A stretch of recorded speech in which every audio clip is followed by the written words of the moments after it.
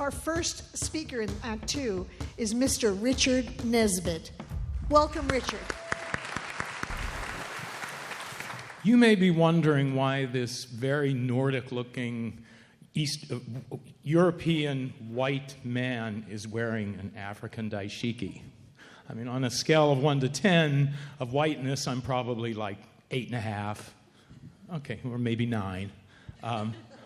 But this is not cultural appropriation.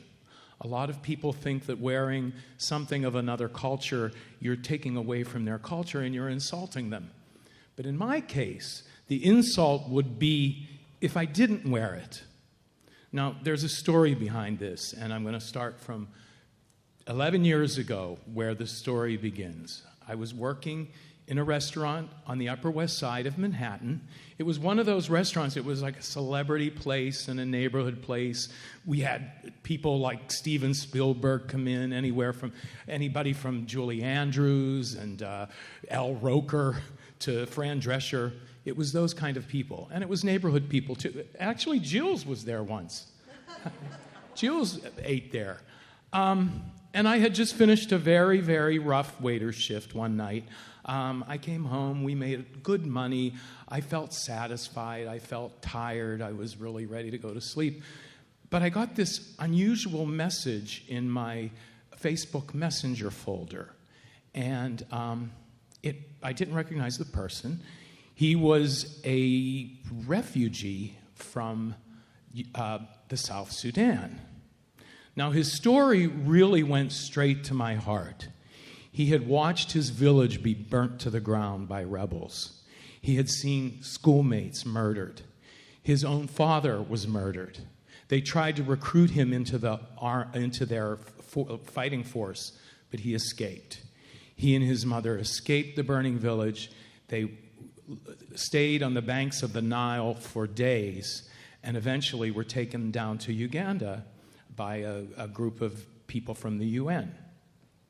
So he was living in a refugee camp, and his story, it just affected me in a way that I couldn't let go of it, and especially the fact that all he wanted to do was to finish his high school education. He didn't want anything more than that. He wasn't looking for money. He wasn't looking for a handout.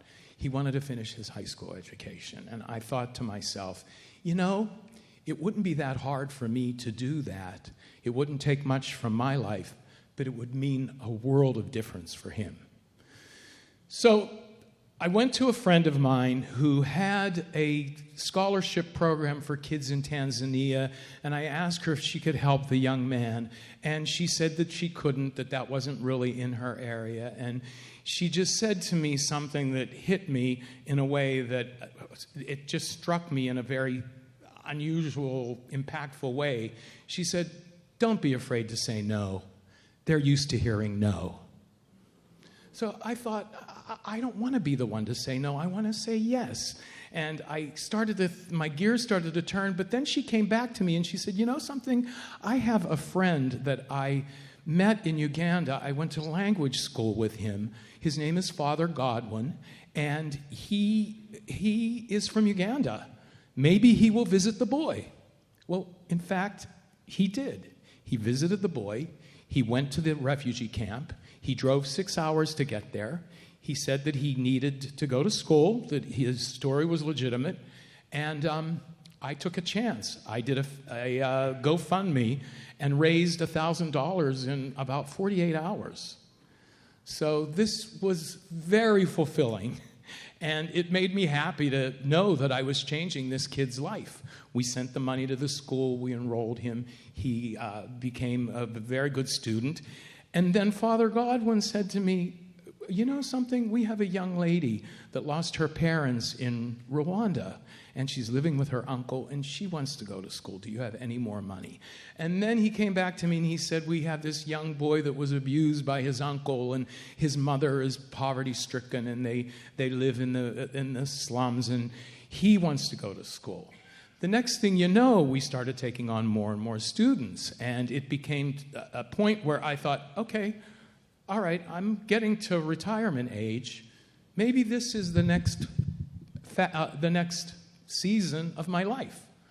So I took a chance. I formed a 501c3. I put it together. I took my first trip to Africa, which I had never been to before.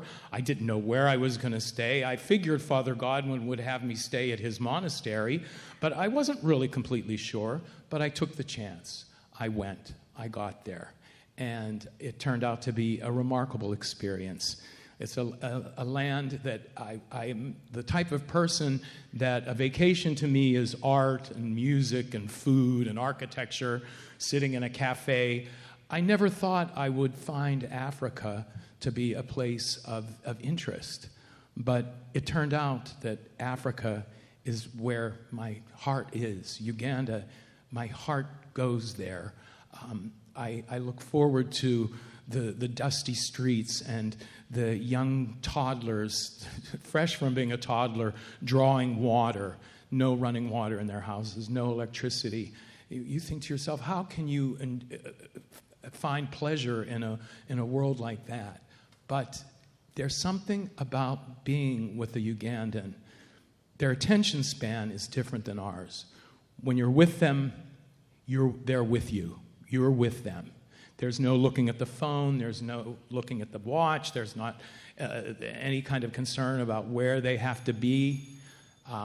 So it's one of those things where I know that I have done the right thing with my life by involving myself in starting a nonprofit.